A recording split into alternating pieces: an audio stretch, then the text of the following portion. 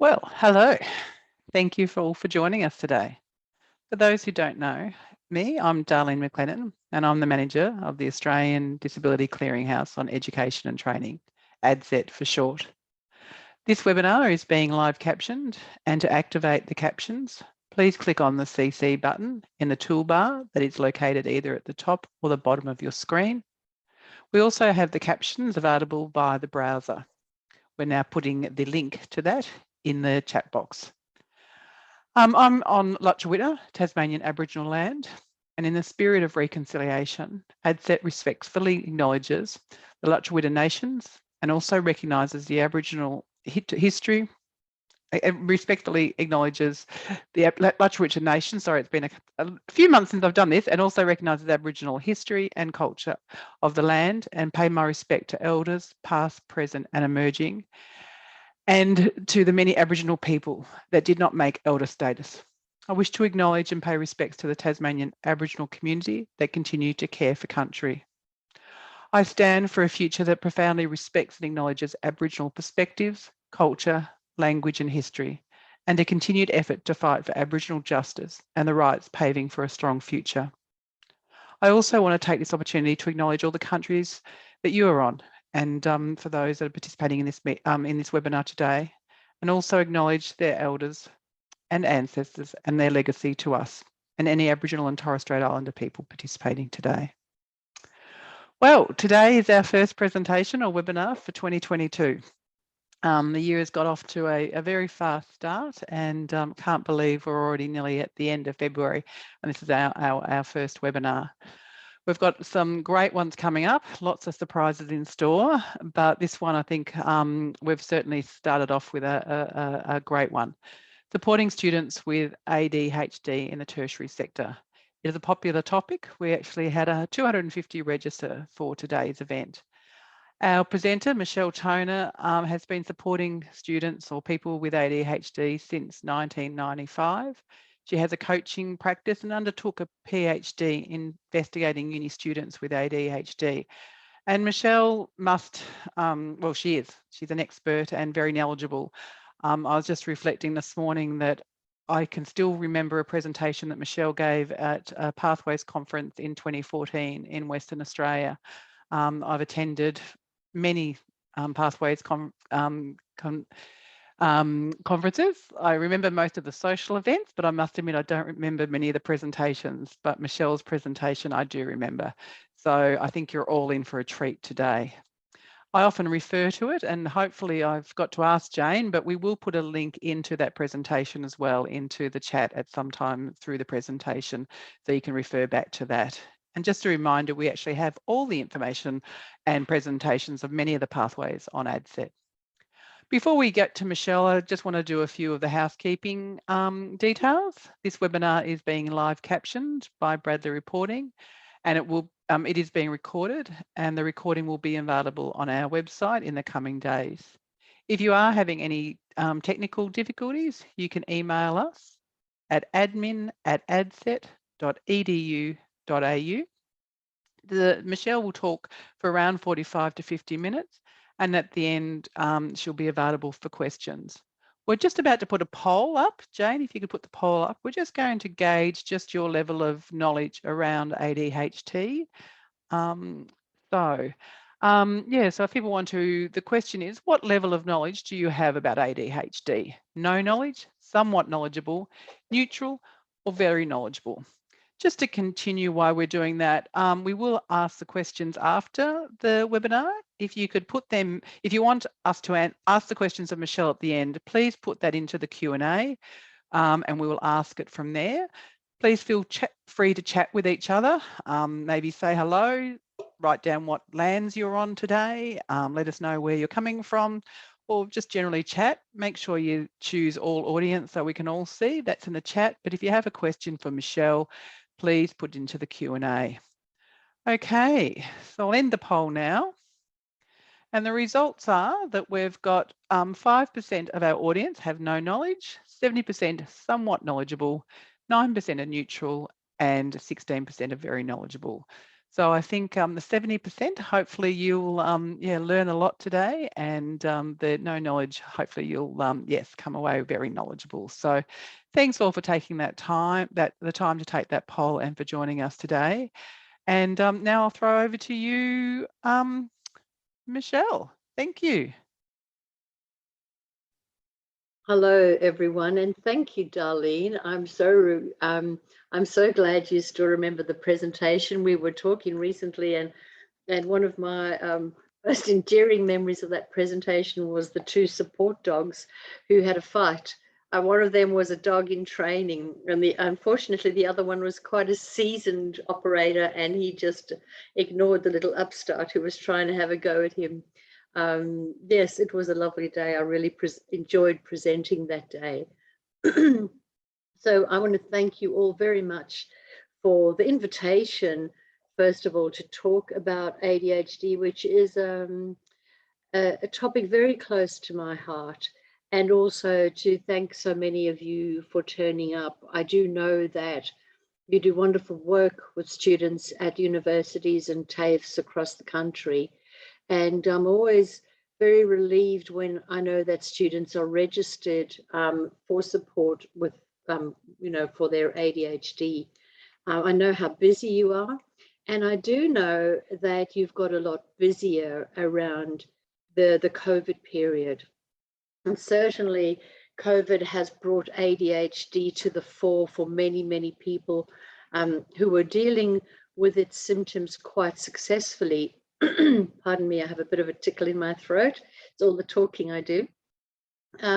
So I know that your workload has really grown because ADHD and other mental health conditions have really come to the fore and are taking up a lot of your time.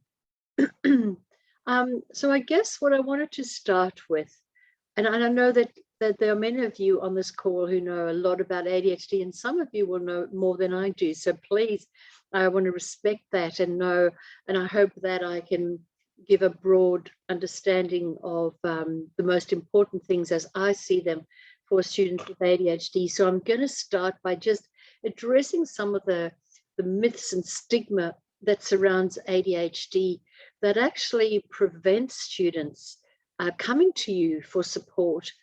It surprises and pains me that sometimes I'll be working with a student and they'll say, oh no, I want to try to do this my way. I don't want any unfair advantage, and I don't want to be singled out and embarrassed. And very often it's because things haven't gone as well as they could have support-wise in the secondary sector.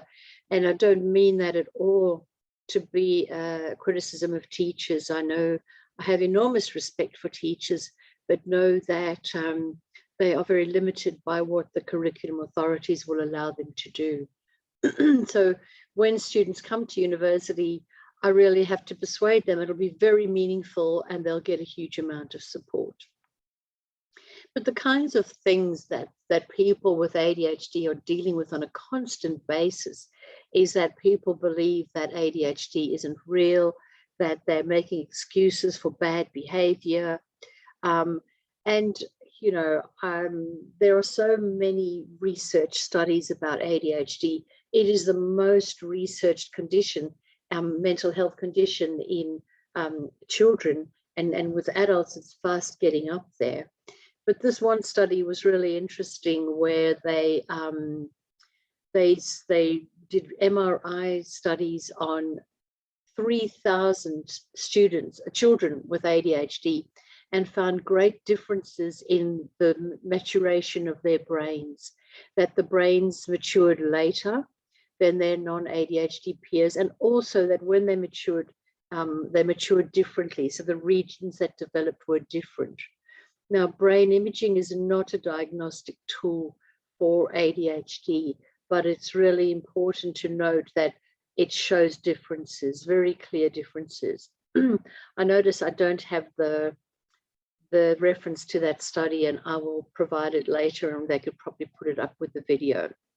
So students with ADHD can be up to 2 years or sometimes even more in emotional maturation behind their non-ADHD peers.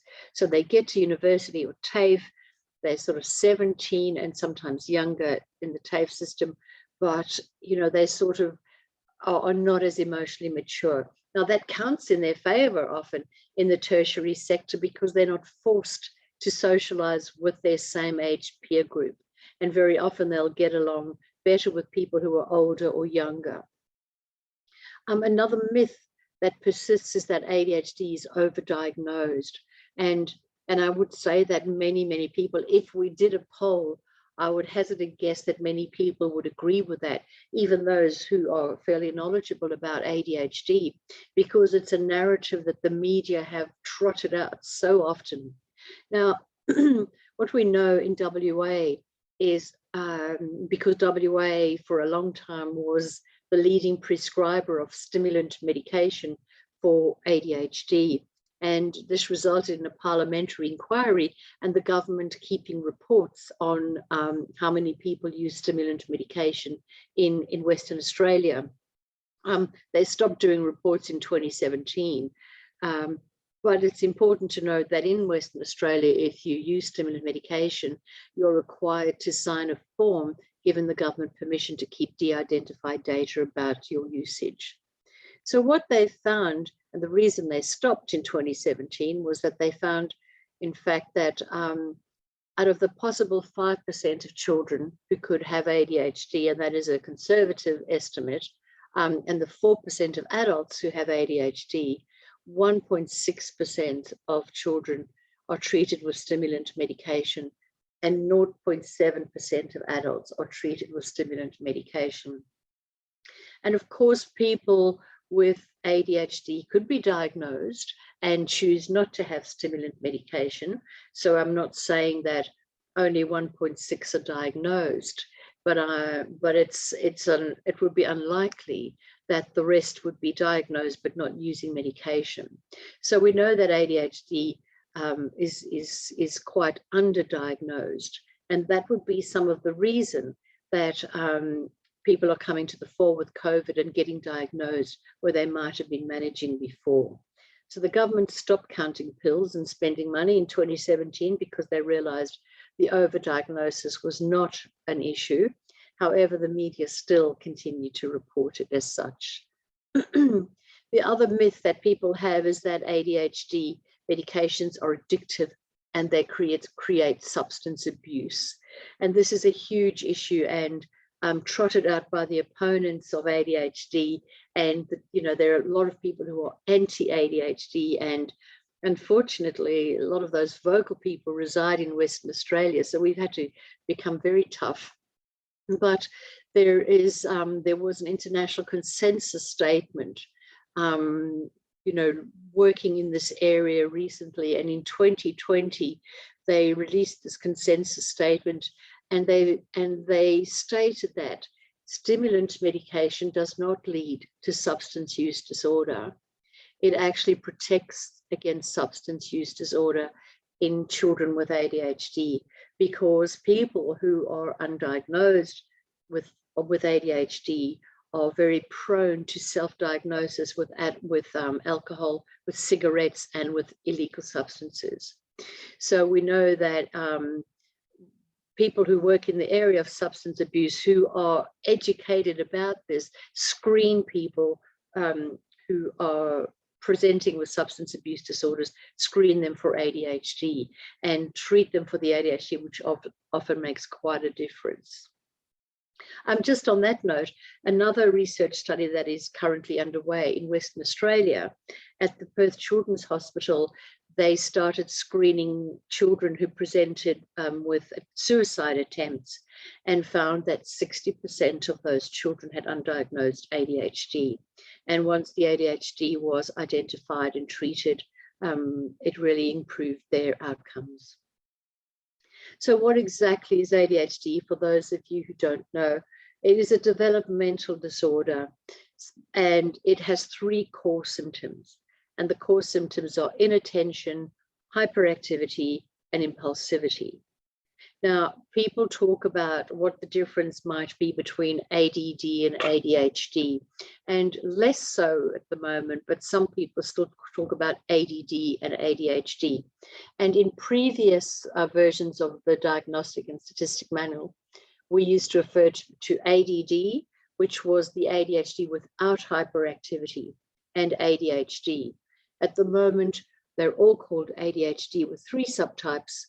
There's the predominantly inattentive, the predominantly hyperactive impulsive, and then the most commonly diagnosed subtype is the combined subtype, people who have symptoms of both. At the moment, for someone to be diagnosed as an adult, they need to prove that they had some symptoms of ADHD before the age of 12. And this can be quite a stumbling block because people look at school reports. People often don't have their school reports. So psychiatrists will often say, you know, bring a family member along so that they can tell me about how you were talking too much in class or never getting your work done. And teachers were always saying you could have done better if you tried harder. The other thing to remember is that the symptoms have to show poor functioning. So they need to show that they are messing with the lives of people with ADHD. And for your students who have come out since COVID, they possibly were managing before the demand on their executive functioning became so great. And one of the important things to know is that ADHD, the most common problems are executive function impairments, which I'm going to talk about briefly. And also to remember that ADHD rarely comes alone. As my clients say, ADHD always brings a friend. Just one point on the childhood onset of below 12 years, there is a growing body of research and opinion about the adult de novo ADHD, so that people are being diagnosed as adults without having had any symptoms before they were adults. And the debate is whether they had enough scaffolding in place or their function enabled them to put enough strategies in place to prevent the executive functions from being a problem until there was no more to give and they come to the fore. Or so whether it is that, whether it was always there and it is coming to the fore, or whether it was never there and suddenly it is presenting. I always say when doctors tell me that some people outgrow their ADHD, I'll say that's fine until they have their first baby, because that is a very hard thing to plan for. So ADHD never comes alone. I'm mindful that dyslexia isn't called dyslexia anymore, but most people refer to it. So I think it's a learning difficulty with specific difficulties in reading or writing or mathematics or speech. So what we do call them these days doesn't really matter. Everyone knows that they exist as this. And most people with ADHD will have a learning difficulty such as dyslexia, dyspraxia, and that actually makes their ADHD harder to deal with. The other thing that they can also present with is a coexisting condition of a mental health condition. And so that really complicates their issues. Straight ADHD is a lot easier to deal with than ADHD that is complicated. Medicinally and also sort of practically on an everyday level. And something to remember is not only do these conditions coexist, they interact and make each other worse. So when someone with anxiety and ADHD could start to get anxious, and then that ADHD hyperfocus kicks in on the anxious thoughts, and then the rumination becomes much more of a problem. So they, the conditions all have to be treated. So really, universities and TAFEs are not only just a test of people's knowledge in a certain area, they also a test of people's executive functioning. And I'm sure many of you are familiar with what executive functions are. They are those, the management system of the brain, Thomas Brown calls them, and Russell Barkley talks of those elements of self-control that allow us to sustain action and problem solving towards a goal. And he calls them the Swiss Army knife of mental faculties. And that reminded me of when my son was little. He had a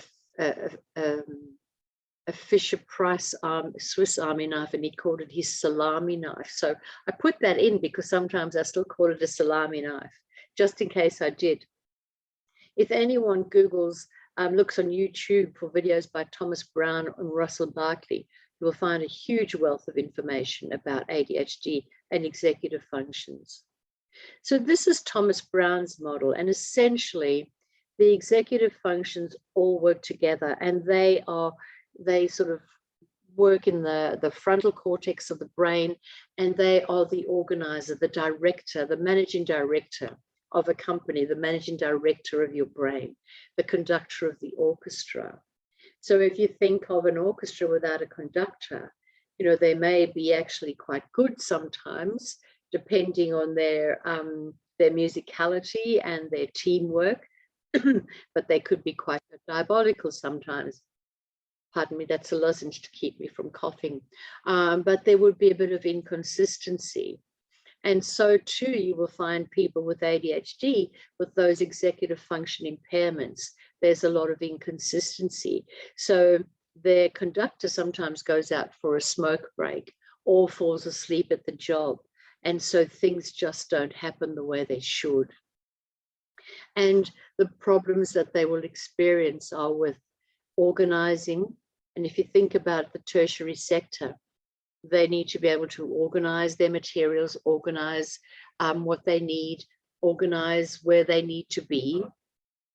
They need to be able to prioritize and decide which assignment to start earlier, or if two lectures clash, which one they're going to attend in person and which one they're going to listen to. And when you've got ADHD, whatever captures your attention becomes your priority. So they have to design their environment so that the correct things capture their attention. Getting started is a huge problem for people with ADHD. Now, focus is an issue. There is no deficit of attention in people with ADHD. That is a total misnomer. The problem they have is focusing on the right thing at the right time and then sustaining that attention. So as I'm talking, there's someone using a power tool in the building next door. I know you can't hear them, but if you could, it would be very hard for you to focus on what I was saying and block out that noise that you were hearing. And people with ADHD will hear the clock ticking, the lawnmower outside, and find it very hard to blot that out and focus on what they need to. They'll find it hard not to get distracted. So they'll start working on something and then go, oh, that reminds me of something else. And before they know it, they're working on something that's not really what they meant to be doing that day. So their attention drifts. And then what is ultimately frustrating is it's hard for them to shift their attention. So whilst they may have great difficulty getting started on a task, they also have great difficulty stopping. So if they start an assignment and they've got 3 assignments due, but all they can do is focus on the first assignment and find it really hard to shift their attention between the 3 assignments, that's going to cause all sorts of problems for them. People with ADHD often become very cognitively fatigued because they're having to work a lot harder on doing everything than other people. Students will tell you, I'll get the same mark as one of my mates, but I worked 5 times harder to get the same result. And he's not smarter than me. I just have to work harder. So sustaining that effort is really hard. They get bored, and if they're not interested in something, it's like sticking needles in their eyes, getting them to do it. And they very often, though not always, have a slow processing speed. And if you look at psychometric testing of students with ADHD, there are often lower scores in working memory and processing speed, though not always. So that's often a flag for people. Psychometric testing is also not a diagnostic tool for ADHD, but it gives you a good overall picture. Another area that people with ADHD struggle is the area of emotions and managing their emotions. So they feel very strong emotions and they interfere and make it difficult for them to actually focus on what they need to focus on. They can have outbursts of anger or intense sadness and worry about feeling rejected or having done the wrong thing. And then, of course, there's working memory. So people with ADHD can have great long-term memories, but their short-term memory is often very challenging for them. And we'll talk later about externalizing working memory. And then monitoring their actions, self-regulation, having the ability to pause and think before they do something. So when you look at those problems, ADHD can seem benign because people will say, yeah, but everyone has those problems. Everyone's forgetful sometimes. Everyone forgets things sometimes. Everyone does the wrong prioritizing sometimes. And what people need to understand is that those problems occur in a frequency and intensity for people with ADHD that causes huge problems in their lives. Another thing that occurs is that people with ADHD can have islands of excellence. So they could have superb working memories, or they could be excellent at something. They could be wonderful verbal processors and be obviously intelligent. And then people assume that they should be able to do, if they can do this high order thinking so easily, well, they should be able to remember the date their assignment's due right, but they can't. It is their biggest challenge. So when you're thinking about someone with ADHD, remember those trivial things that the average population can do, someone with ADHD can't. That's their biggest challenge. And also there is inconsistency, which frustrates people around them. But if it frustrates you, imagine how it feels for the person with ADHD. And so people with ADHD are often working on these two levels of functioning. There's this one level where they're smart, engaged, and in a tutorial, you know, the tutor thinks, oh, this is going to be my distinction student, and they're verbally processing well. But then there's this other side of their brain that has to follow through, that has to execute their great ideas, that needs to actually do the things that they know they need to do, that needs to help them organize and shift focus. And people with ADHD sometimes know. I mean, of course they know they've got to pay their bills on time. They just, when the time comes to doing it, they forget about the severity of not paying their bills on time. So we know that tertiary students will often take longer to complete courses. They have higher dropout levels, they get overwhelmed. And this is where it's so important that they're engaged in your services, because halfway through semester, they find themselves behind on everything. And then instead of going to help this feeling of being overwhelmed, they're paralyzed because they don't know where to start. They feel ashamed. And so rather than go and see someone for help, they'll often quit. And that is a huge shame, because universities and TAFEs can be very ADHD friendly. And my PhD thesis was a qualitative study of students with ADHD at university, and it developed a theory. And what the theory was about their developing empowerment and how they learn to work with their ADHD and make university, mine was university, but it also applies to TAFE, make it work for them and find their way of doing things.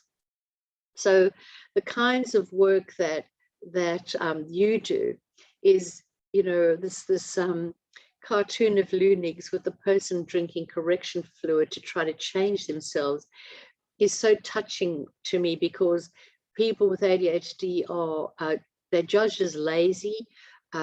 People think they don't try hard enough. If they tried hard enough, they could do better. And it's very hard for them to explain how hard it is to do things. So difficulty getting started is common, and not finishing tasks is also common. And these are tasks within their capability.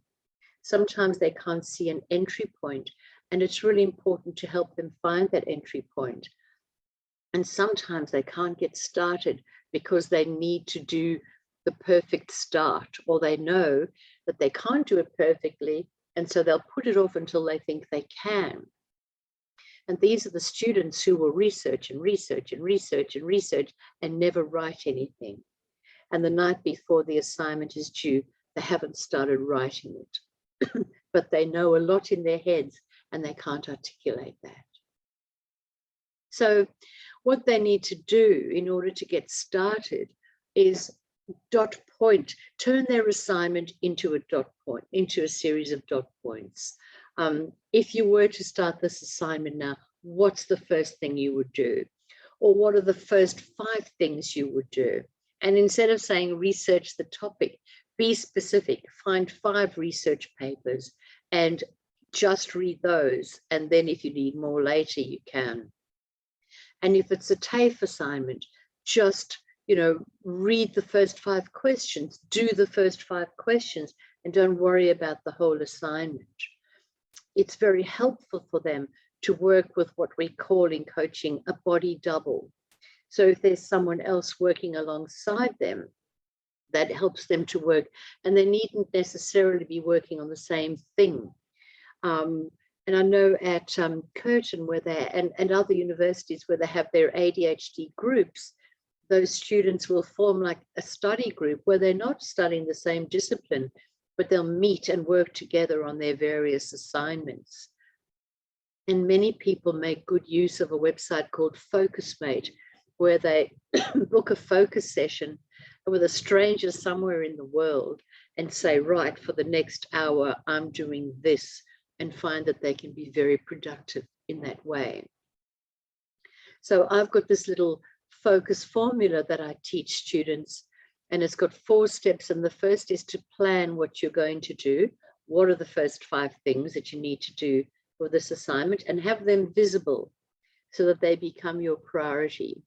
And then set up, what do you need to do to get this assignment started? What documents do you need? What website do you need open? Do you need your course outline? And then sprint, set a 30-minute timer and get as much done in that 30 minutes as you possibly can. When the 30 minutes is up, don't force your brain to stop, as the Pomodoro technique recommends, because if you're focused, keep going. You may never get that focus back, but make sure you're focused on the right thing and you haven't gone down a rabbit hole. And do as many sprints as you can when you're focused. And the final step is the brain dump. When you do need to stop, ask yourself, when I come back, what will my next step be? And if you write that down, that note to your future self, for example, then when you come back, it'll be easier to get started again. And that knowledge makes it easier to stop. People with ADHD need to externalize their working memory. So the working memory is like a kitchen workbench where you're cooking a recipe and you've got all the ingredients laid out and you're halfway through, and while you had your back turned, your cat jumped on the kitchen bench and pushed some stuff off.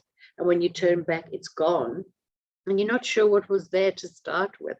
And so you lose your place and you've got to go back to the recipe. What was it I needed again? And where was I? And what have I done? And people with ADHD are constantly doing that. They're constantly going back to the beginning. And where am I? Where was I? So they've got to find a way to externalize their working memory. Instead of remembering 65 things at once, write them down. And there'll be great resistance amongst people with ADHD. Don't tell me to keep a diary. I hate keeping a diary. No, Michelle, no.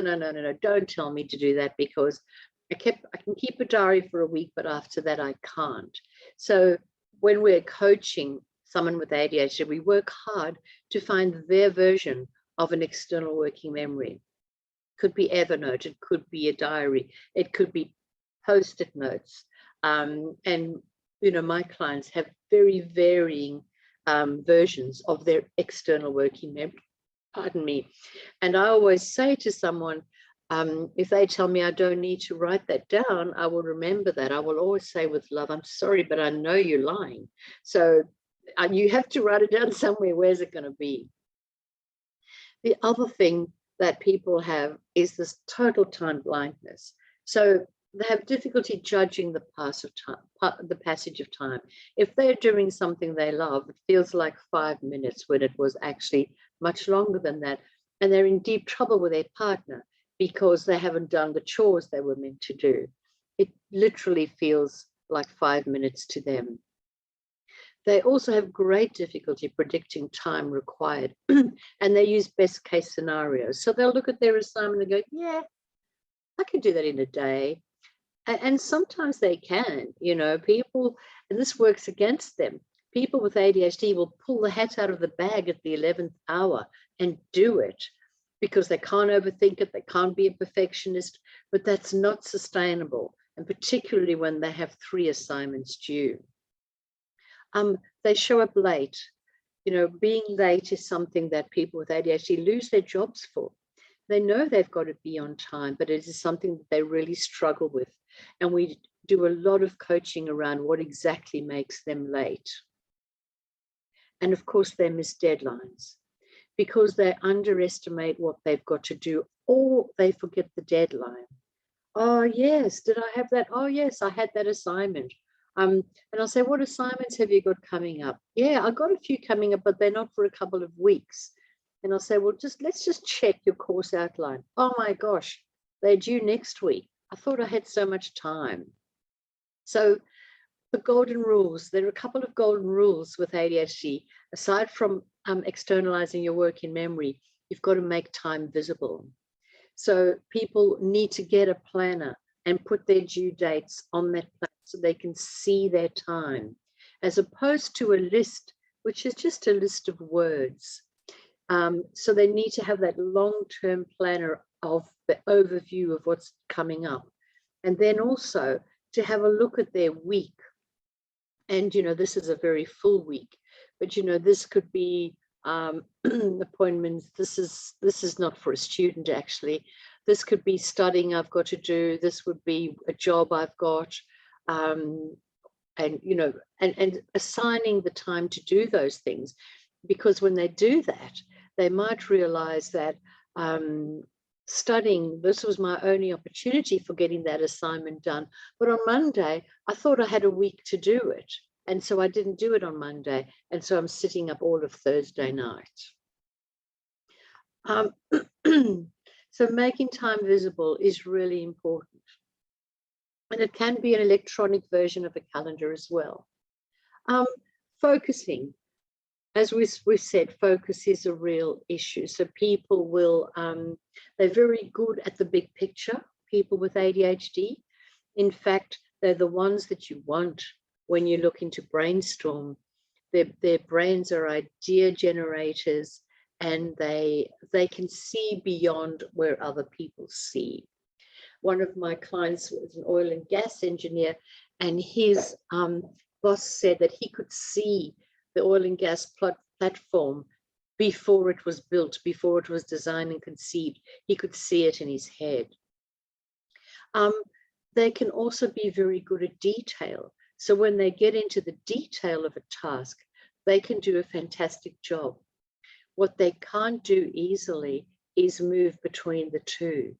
So when they're sitting in big picture, it's, oh yeah, I'm going to do this assignment, and I'm going to answer these questions, or I'm going to do this interview, and I'm going to, you know, and I'm going to interview this person, but they're not actually scoping the task and asking themselves, what are the things that I'm required to do for this task?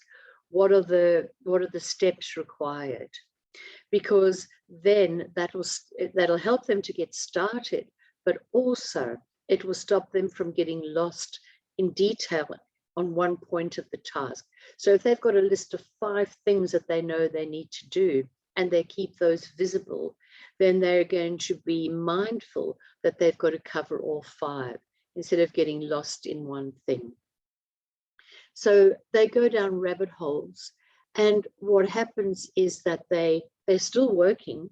I wasn't on Facebook, Michelle. I was still doing uni work, but it wasn't the assignment that was due today.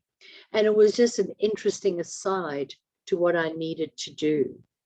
And so if they have that mindfulness alert of a beeper or a buzzer going off every 30 minutes, they can learn to stop, make sure that they're still focused on the right thing, and then get back to work. And if they're not, bring themselves back to the right thing. So when you think about this, how exhausting is it for someone with ADHD? They can't just sit down and do an assignment. In order for them to do some work, there are at least 10 things that they need to do before they get started. So they've got to get ready to get ready. There's always an extra step. So when you bear all of this in mind, I know that you all have compassion for the students you work with, but many people don't. And many lecturers don't understand. So it's really important to convey that to them as well. Transitions are very difficult. So transitioning from home to uni or TAFE, transitioning from TAFE back to uni can be very hard. And so what students often find useful for them is a launch pad. So when it's time to leave somewhere, everything that they need to take with them is in one spot of the house. So get everything ready for TAFE and uni, leave it at your front door. In the morning, you just need to wake up, get dressed and go. Instead of, okay, where was I? What do I need?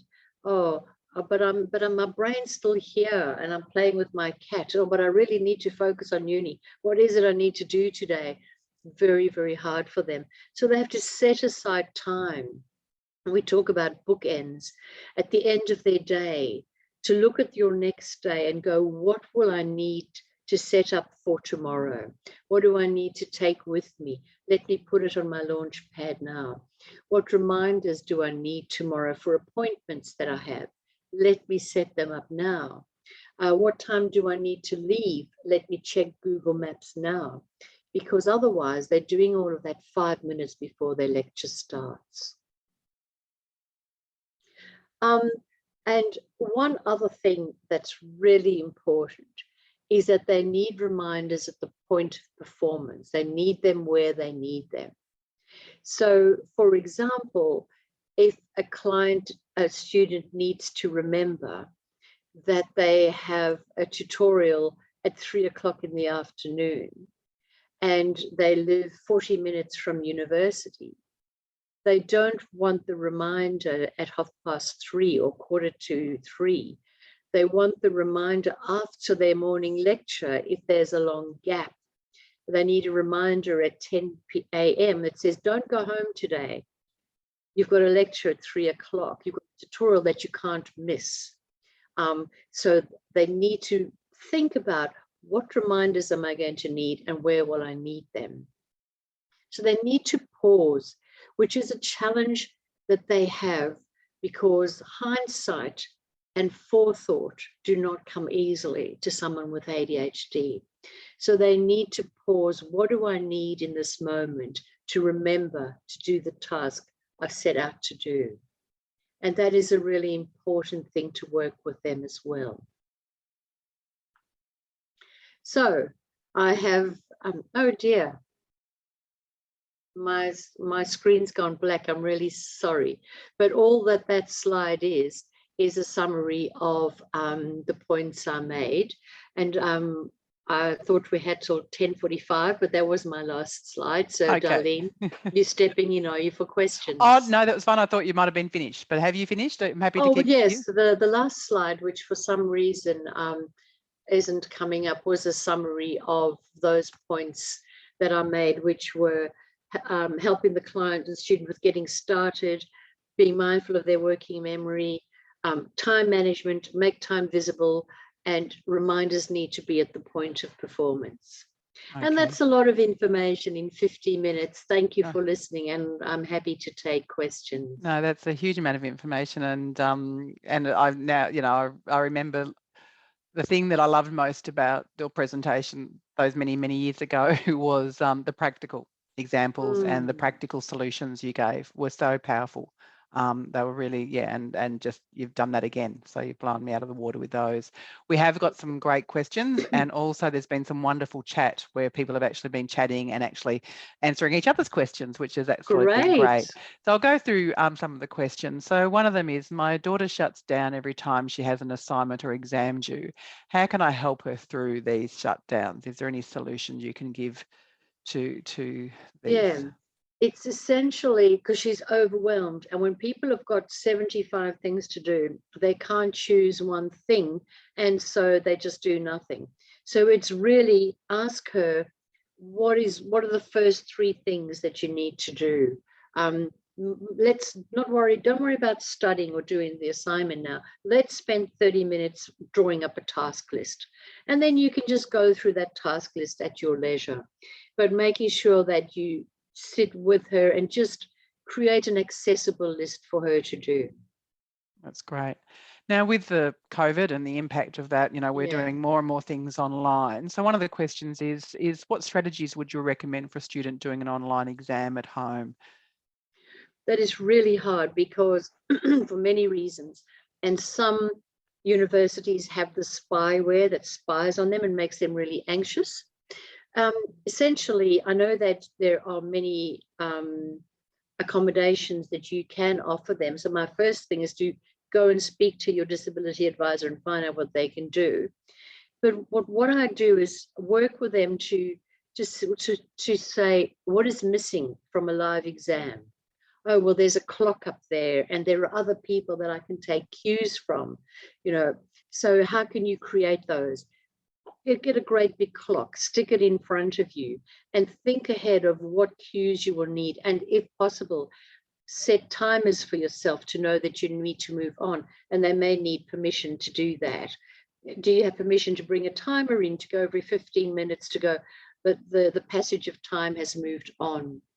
But to really to try to create that as much as they can. If they're open book exams, they get lost in detail because they think I've got to give a lot of detail because it's open book. So to make sure their notes are organized and tabulated, and to really pace themselves and not go into too much detail. Yep. And once again, really practical examples. I think that's a really good way. Another challenge that people have talked about here is like often students talk about not sleeping well. Oh.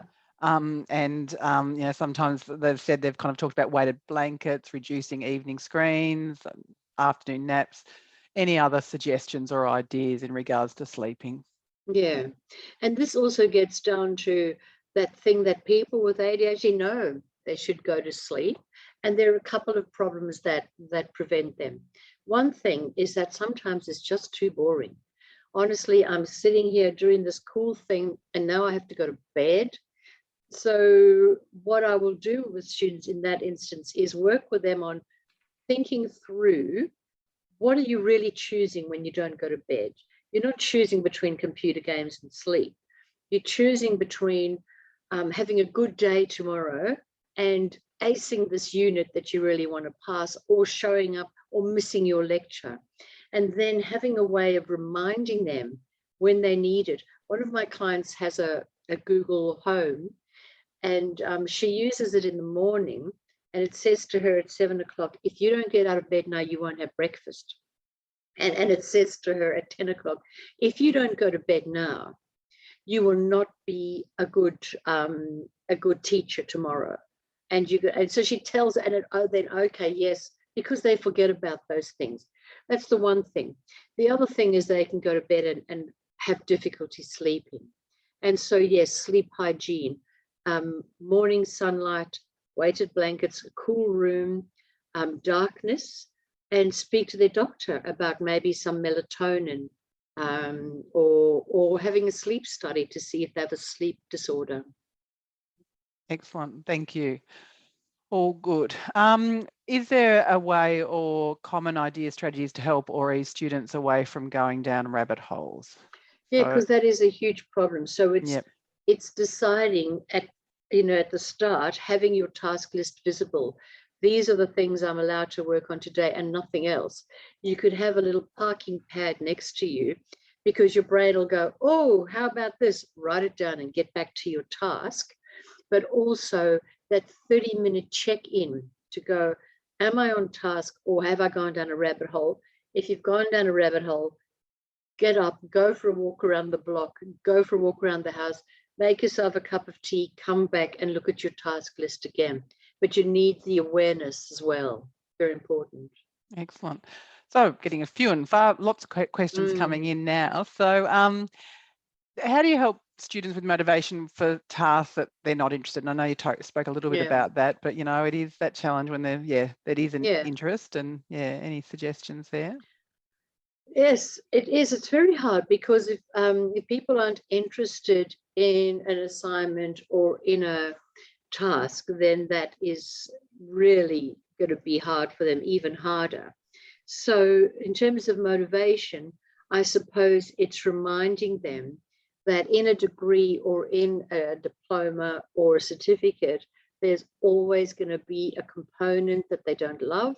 There's going to be a lecturer that they don't like. And but in order to finish their course, they need to finish this assignment. So reminding themselves of their reason for doing that, keeping it visible, and then just once again, what are the basics that you need to do to just pass this assignment if that's all you need to do? Yep, excellent.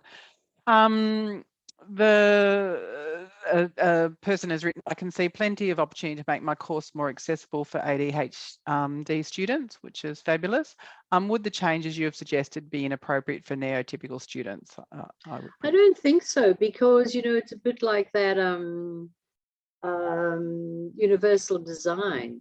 There will be people with ADHD, there'll be people who are subclinical, so they might have some symptoms of ADHD, but not enough. There will be someone who's going through a hard time, who's finding themselves a bit challenged at the moment, or someone going through menopause, or someone who's pregnant and finding it hard to concentrate. So there will always be people in the general student group who will benefit from it. Short answer, it will be beneficial for all. Excellent. And just, I'd be remiss of me not to plug that at the end of last year, we launched a Universal Design for Learning course that people can undertake for free. And Jane will put the link into the chat if people haven't heard about it. You must be living under a rock if you haven't, but people are free to undertake that training. And we also have a wealth of information around Universal Design for Learning on the ADZET website, and actually looking at starting a community of practice. So academics and teachers and practitioners can have conversations around how they can bring more universal design learning practice in their practice. So yeah. Hi Michelle, in your coaching sessions, do you provide time in a session for psychoeducation about these details, and does this provide a student context for understanding challenges? Is there a way you do this to avoid a misunderstanding or stigma? Yes, so I guess we do it my goal is to, with every client, I have to learn about their brand of ADHD. So rather than just give generic details about ADHD, it will be, that is typical of ADHD, and this is something for you. That is something that is true for you, or you do realize that this impulsivity is a symptom of ADHD. So giving them a better understanding helps them practice more self-compassion, because people can be very self-stigmatizing. So it is providing information, but making sure it's tailored for them. Another question is around diagnosis for girls and females. Is it more difficult to, like so often we hear that, with our students with autism, it's often harder to diagnose females. Is it harder to diagnose for females? Yes, because generally females with ADHD have the inattentive subtype. And so in childhood, the ratio is like 3 boys to 1 girl diagnosed, and in adulthood that sort of evens out almost, as women often get diagnosed later because they're not the hyperactive, disruptive person in the classroom, and they often get seated next to the disruptive person because it doesn't bother them because they're in a world of their own. So definitely, and they develop a lot more internalized symptoms, so high levels of depression and anxiety, and a very, very high levels of feelings of shame. Yeah. Now we're getting a few questions in, and I'm looking at the time. We're probably going to run out of time. So we didn't actually ask this prior to Michelle, but if it's okay, are you happy to answer some of the last questions and we put that up on the website afterwards? Is that okay? Absolutely Yep, fine. that's great. Yeah. We've just got one question in regards around one of the, we often, lots of adjustments in the tertiary sector for students with disability, and one of them is extension of time. Yes. That's one of, and note taking is another one we often, and we're, that's another conversation. But is that a good or bad thing? Or a couple of the questions are around extensions in time. Is that, how do you feel around that? Is that counterproductive? Is one of the questions? It can be. So if you give students an extension, and they do need extensions sometimes, but they've got to use them well. So, and what I teach students is don't just enter. So they'll put all their due dates up, but they won't put the due date. They'll put the due date that they know they can have with a 5 days extension. And so they just work to that 5-day extension date, and they have all the same problems. So they've got to learn to actually work towards the due date, is how I teach them to use it, and get the extension if they need it. Or look ahead and go, I've got 2 assignments that are due on the same day. I'll get an extension for one of them and not the other one. At some universities, they don't offer that automatic extension anymore, and students have to go through their department to get the extension. That creates quite a workload for them. But yes, because students need to know that they've got to work towards their original due date and just use the extension if they need it. Yeah, excellent. So just one, I'll just ask our colleague Debbie's question, because I know she's hung in there. She's had an app recommended, Inflow app. Have you heard of the Inflow app, Get Inflow IO? I haven't heard of it. I'll have a look at it. I'll have a look at it. Excellent. We so with the questions that we haven't been able to answer, have answered today, we'll put them on our website. So please come back and check the answers, and we'll send a link out with the email with a survey. So Jane's about to put the survey into the chat now. You can fill it in now, or we will be sending out an email for you to provide us feedback on the webinar and how you received it. But thank you also for your great comments that you've actually put into the chat. It's been great to see how much you've enjoyed it, as much as I have already.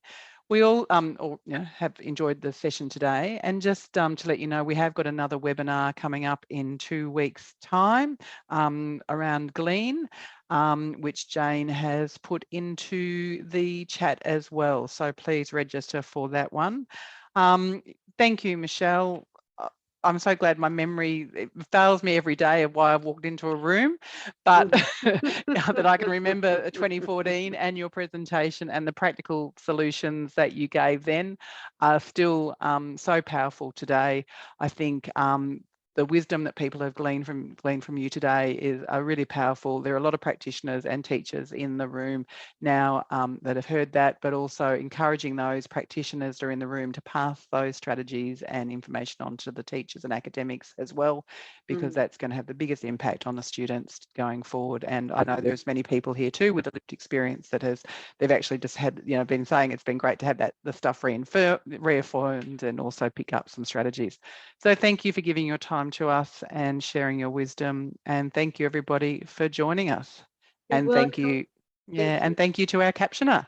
Take care everybody, and happy 2022. Thank you. Bye-bye everyone.